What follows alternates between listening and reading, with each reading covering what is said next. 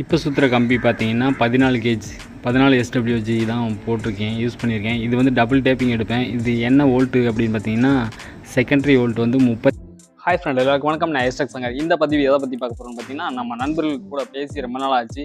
அது மட்டும் இல்லை, நம்ம அதிகமாக வீடியோ போட்டுகிட்டே இருந்தோம். சில டைம்களில் வந்து வீடியோ போட முடியல. ஏன் அப்படின்னு பார்த்தீங்கன்னா, நமக்கு கொஞ்சம் ஒர்க் வந்து கொஞ்சம் அதிகமாக இருந்தது. அதாவது தட்டி பின்னாடி பார்த்துருக்கீங்களா, தட்டி வேலையும் அதிகம், அதே போல் ஆம்பு வேலையும் பார்க்க வேண்டியிருக்கு. மற்றபடி அதை ட்ராயிங் பண்ணணும், எல்லாமே பண்ணணும் அப்படிங்கிறதுனால கொஞ்சம் கஷ்டமாக இருக்கும். அதனால் ஒரு சில நேரங்களில் வீடியோ பண்ண முடியல, ரொம்ப டைட்டு, ஓவர் டைட்டு. அதனால் சரி, இப்போ ஒரு வீடியோ பண்ணுவோம், நம்ம நண்பர்கள்கிட்ட ஒரு பேசலாம், ஒரு தொடர்பில் இருக்கலாம் அப்படிங்கிறதுக்காண்டி தான் இந்த வீடியோ பண்ணியிருக்கேன். நம்ம ஆப் வந்து ஓரளவுக்கு நம்ம டெவலப் பண்ணி கொண்டு வந்துட்டோம். ஓரளவுக்கு மார்க்கெட்டில் நல்லா சேல்ஸ் பண்ணுற அளவுக்கு கொண்டு வந்துட்டோம். அது மட்டும் இல்லை, ஒரு சில நண்பர்கள் வந்து இன்னும் இம்ப்ரூவ் பண்ணுங்க அப்படிங்கிற மாதிரிலாம் கமெண்ட் பண்ணியிருந்தீங்க. நல்லது, சந்தோஷம். உங்களோட ஆதரவோட நம்மளோட எஸ்டெக் ஆம்புங்கிறது மார்க்கெட்டில் கண்டிப்பாக வந்து நிற்கும். முக்கியமாக நான் ஒன்று சொல்லணும்னு நினைக்கிறேன். அதாவது என்ன சொல்கிறேன் அப்படின்னு பார்த்தீங்கன்னா, ஒருத்தங்கிட்ட நான் போய் தொழிலை கற்றுக்கிட்டு வந்து அவங்களுக்கு குரு துரோகம் பண்ணி நான் அந்த தொழிலை செய்யலை. கண்டிப்பாக என்னோட முயற்சியில் வந்து நான் இந்த தொழிலை கற்றுருக்கேன். அதனால நான் படிப்படியாக முன்னேறி வந்துட்டு இருப்பேன். அப்படிப்பட்ட ஒரு ஆளுக்கு வந்து ஏன் ஆம்பு குறை சொல்றதுக்கு தகுதியே கிடையாது. ஏன்னா நீங்கள் ஒரு இடத்துல வேலை பார்த்துருக்கீங்க, அந்த கம்பெனிலேயே போய் இருந்து வேலை கற்றுக்கிட்டு தனியாக வந்து வேலை பார்த்து அவங்களுக்கு போட்டியாக இருக்கிற மாதிரி நீங்கள் பேசியிருக்கீங்க. அது மட்டும் இல்லை, என்ன மாதிரி சின்ன சின்ன டெக்னீஷியன், வளர்ந்து வர டெக்னீஷியன் வந்து காலில் போட்டு மிதிக்கணும்னு நினைக்கிறீங்க. உங்களை மாதிரி நான் குரு துரோகம் பண்ணி இந்த தொழிலை கற்றுக்கல, என்னோட முயற்சியில் கற்றுருக்கேன். அதனால நான் யாருக்கும் பயப்பட தேவையில்லை. Bye bye, see you. பார்த்தீங்கன்னா இந்த மிஷினில் தான் நான் வைண்டிங் சுற்றுறேன். இது வந்து சாதாரண ஒரு மிஷினு. அதாவது என்ன மிஷினு அப்படின்னு பார்த்தீங்கன்னா, மோட்ரு வைண்டிங் சுற்றுவாங்க பார்த்தீங்களா. இந்த சைடில் வந்து ஒரு அலுமினியத்தில் ஒரு கப்பு மாதிரி மாட்டிட்டு அதில் வந்து மோட்ரு வைண்டிங் அந்த மோட்ரு வைண்டிங்குள்ளே அந்த கப்பை மாட்டிட்டு வயரை சாதாரணமாக சுற்றுவாங்க. இந்த சைடு பிடிச்சி சுற்றுவாங்க.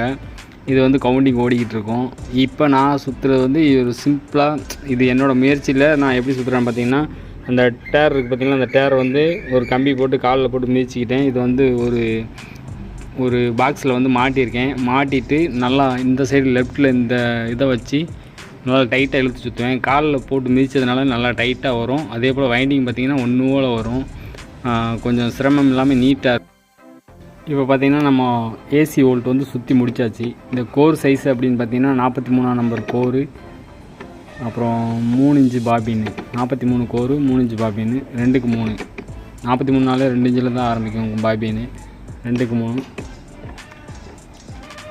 ஏசி 230 வோல்ட்டுக்கு சுற்றிருக்கேன். 230 வோல்ட்டுனால் கூட 10 டேன் சுற்றிருக்கேன். ஏன்னா ஒரு வேளை வோல்டேஜ் அதிகமாக வந்துச்சு, நம்ம ஃபங்க்ஷனில் மைக் செட் போடும்போது அந்த இடத்துல வந்து வோல்டேஜ் அதிகமாக வந்துச்சுன்னா அந்த டிரான்ஸ்ஃபார்மர் தாங்கணும் அப்படிங்கிறக்காண்டி ஒரு 10 வோல்ட்டு எக்ஸ்ட்ரா சுற்றியிருக்கேன். இது நான் இப்போ போட்டு இந்த டிரான்ஸ்ஃபார்மர் 250 வோல்ட்டு வரைக்கும் போட்டு பார்த்தாச்சு, செக் பண்ணி பார்த்தாச்சு.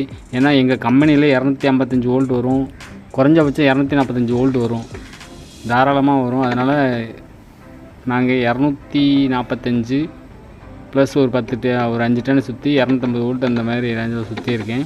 இது 250 வோல்ட் வரைக்கும் தாராளமாக போடலாம். 250 260 வரைக்கும் போடலாம் தாராளமாக. நான் இந்த மிஷினில் தான் சுற்றுறேன் வைண்டிங்கு, நம்மளோட ஓன் வைண்டிங் தான். வைண்டிங் எப்படி சுற்றிருக்கேன், நீட்டாக சுற்றிருக்கானா இல்லையா அப்படிங்கிறதையும் கீழே சொல்லுங்கள். என்னால் முடிஞ்சளவு நான் பண்ணியிருக்கேன், நல்லா பண்ணியிருக்கேன். இப்போ சுற்றுற கம்பி பார்த்தீங்கன்னா 14 கேஜ் 14 எஸ்டபிள்யூஜி தான் போட்டிருக்கேன், யூஸ் பண்ணியிருக்கேன். இது வந்து டபுள் டேப்பிங் எடுப்பேன். இது என்ன வோல்ட்டு அப்படின்னு பார்த்தீங்கன்னா, செகண்டரி வோல்ட் வந்து 38 வோல்ட் யூஸ் பண்ணுறேன். 38 வோல்ட்னால் உங்களுக்கு டிரான்சிஸ்டர் வந்து லோடு இல்லாமல் நல்லா ஹீட் இல்லாமல் நல்லா பாடும், ரொம்ப நாளைக்கு உழைக்கும். அதனால் 38 வோல்ட்டில் போட்டிருக்கேன். டபுள் டேப்பிங் தான். 14 எஸ்டபிள்யூஜி அப்படி அந்த கம்பி வந்து பார்த்திங்கன்னா கிட்டத்தட்ட ஒரு 10 ஆம்பியர், 8 ஆம்பியர்லேருந்து 10 ஆம்பியர் எடுக்கும். 10 ஆம்பியர்னால் volt into ampere is equal to watts, அது கனெக்ட் பண்ணிக்கோங்க எவ்வளோ வாட்ஸ் வரும்ட்டு. டபுள் டேப்பிங் எடுக்கேன், அதனால் எவ்வளோ வாட்ஸ் வரும் அப்படிங்கிறது உங்களுக்கு நீங்களே கால்குலேஷன் பண்ணிக்க. நான் எப்படி சுற்றுறேன் பார்த்தீங்களா, அப்படி தான் கால் வச்சு மிதிச்சுக்கிட்டு நல்லா டைட்டாக இழுத்து சுற்றுறேன். இதில் வந்து கவுண்டிங் ஓடிட்டுருக்கும். இதில் ப்ளஸ் என்ன அப்படின்னு பார்த்தீங்கன்னா, கவுண்டிங் நம்ம என்ன தேவையில்லை இந்த மிஷினில். அதனால் இந்த மிஷின் நான் சிம்பிளாக வச்சுருக்கேன். இது நல்லா ஒரு பயன் அளிக்கும், எனக்கு நல்லா இருக்குது. நான் ஃபுல்லாக சுற்றிட்டு காட்டுறேன் எத்தனை டேப்பிங் எடுத்திருக்கேன் அப்படிங்கிறத. இப்போ பார்த்தீங்கன்னா நம்ம 2 டேப்பிங் சுற்றி முடித்தாச்சு. அதாவது 38 volt 10 ஆம்பியரில் 2 taping சுற்றியாச்சு.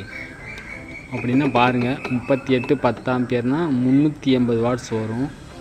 380 watts double taping அப்படிங்கும்போது நமக்கு எவ்வளோ வரும் பாருங்கள். 450 வாட் 750 வாட்ஸ் கிட்ட வரும். நமக்கு 50 வாட்ஸ் லாஸ் ஆனாலும் 700 வாட்ஸ் இருக்கும். ஃபுல் வாட்ஸ் எந்த ஆம்பிளுமே வராது. எவ்வளோ பெரிய கம்பெனியாக இருந்தாலும் ஃபுல் ஆம்பிள் வரல, ஃபுல் வாட்ஸ் வராது. 750னா 750 வாட்ஸ் அப்படியே ஃபுல் லோடெல்லாம் வராது. அப்படி வரும் ஆம்பிள் வரல ஃபுல் லோடு வாட்ஸ் வரும். வந்துச்சுன்னா நமக்கு என்ன ஆகும் பார்த்திங்கன்னா வாய்ஸ் உடைய ஆரம்பிக்கும். அதனால் நம்ம எந்த ஆம்புக்கும் நம்ம ஃபுல் லோடு அப்படியே வைக்கவும் மாட்டோம். இது ஆர்னுக்கு 750க்கு தான் இது சுற்றிருக்கேன். 750க்கு தான் பவர் சுற்றிருக்கேன். 750 பவர் பார்த்திங்கன்னா நல்லா தான் இருக்கும். டொராய்ல்ட்டுக்கும் இந்த இஐ கோருக்கும் என்ன வித்தியாசம் அப்படின்னு பார்த்தீங்கன்னா, என்னை பொறுத்தளவு டொராய்ல்டு வந்து ஆம்பியர் வந்து லாஸ் ஆகாமல் இருக்கும். ஹீட்டு இஷ்யூ இருக்காது. இதில் வந்து ஹீட் இருக்கும்.